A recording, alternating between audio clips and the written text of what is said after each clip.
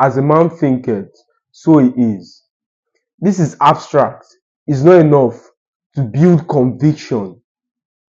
Today I'm going to show you the parallel between thoughts and results. I'm going to keep it as logical as possible and show you the exact role thought has to play as touching your success and excelling in this world. As a reason of tonight's discourse, for some of you, this is the video you prayed to God to come across. This is the answers to your prayers. Some of you, at the end of this discourse,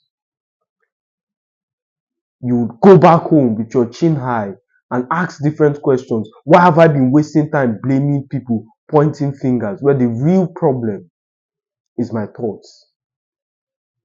Your life today is the summation of your thoughts.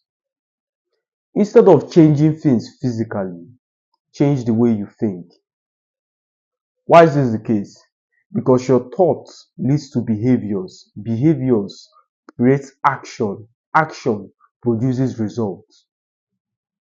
Thoughts in and of itself is not limited to just manifestation or the law of attraction. There are real actions you take, unconsciously so, to bring about this result.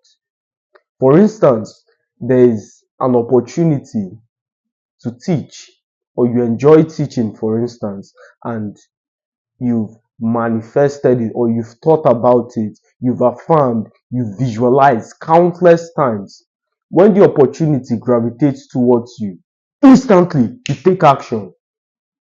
Now you might accredit that result your action produced to the law of visualization or manifestation, and you are correct, but not holistically correct, because had you not taken the opportunity, the result wouldn't have come to fruition.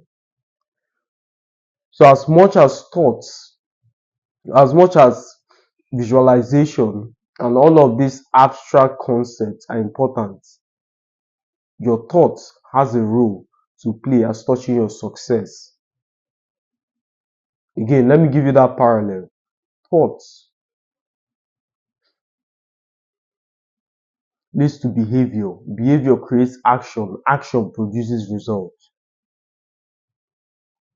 Remember the story of those guys who set out to build a tower that will reach the heaven. When God came to look down, he said, God came to look down at the tower which the children of men have built. Have built. Built being past tense. It means as they were discussing, we are going to build a tower, their mindset was receiving it, and in the reception of that idea, a creation was made. So whatever you build in this life is built twice. First in your mind, then in your physical reality. If you try to do things physically, you lose it. You lose it.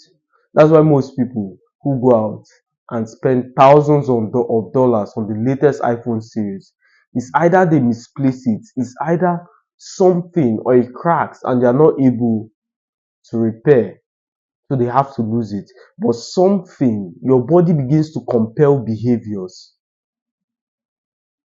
that make sure that device is lost. And the opposite is just as plausible. Negativity in and of itself is a mindset. If you think negative, negativity will gravitate towards you. Ask yourself a question. If your life is the summation of your thoughts, what have you been thinking? Have you been thinking negative or positive? There are some people who get up early in the morning because they hit their foot on a chair, or on their way to work, their car broke down.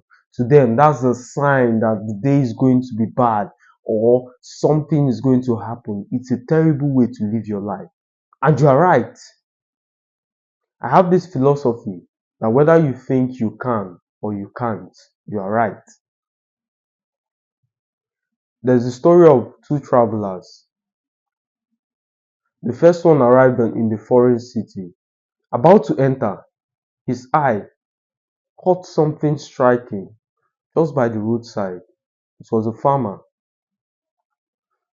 tilling the ground. Excuse me, sir. Excuse me, sir. I heard this land is bad, filled with evil. There are rapists, pillages, and every kind of evil you can conceive. I'm sure there are thieves waiting to loot my hard-earned reward. The farmer raised up his head, smiled. You are right. He passed. 30 minutes later, the second traveler arrived, went through the same process. But he asked a question quite similar. Excuse me, sir. I heard this land is good, fertile, the economy is flourishing, the ladies are pretty. This is the best time to invest in this land. The farmer smiled and gave the same response. You are right. So whether you believe is a lie or is the truth, whether you believe you can or you can't, you are right. You are absolutely right. Majority of you get up in the morning, no drive, no purpose. You get up and you feel that today is going to be bad, and you are right. You begin to see things, or your reticular activating system begin to see only negativity. If you look for excuses, you find them. If you look for positivity, you find it. There's good and bad in this world. This idea that something is going to be 100% is a fallacy. There are always going to be downsides, there are always going to be drawbacks, even to a concept.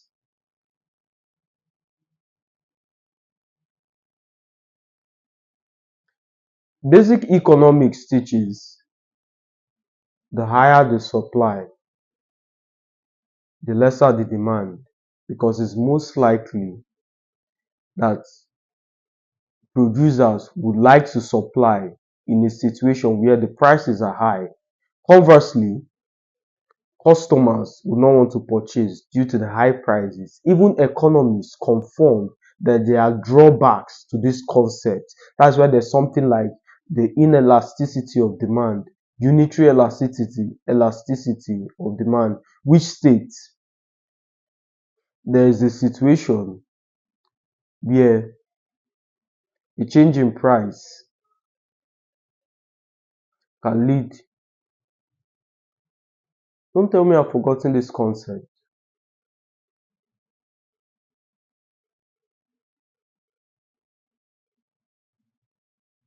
I believe the change in price leads to the equivalent change in quantity demanded, or a change in price doesn't change the quantity demanded.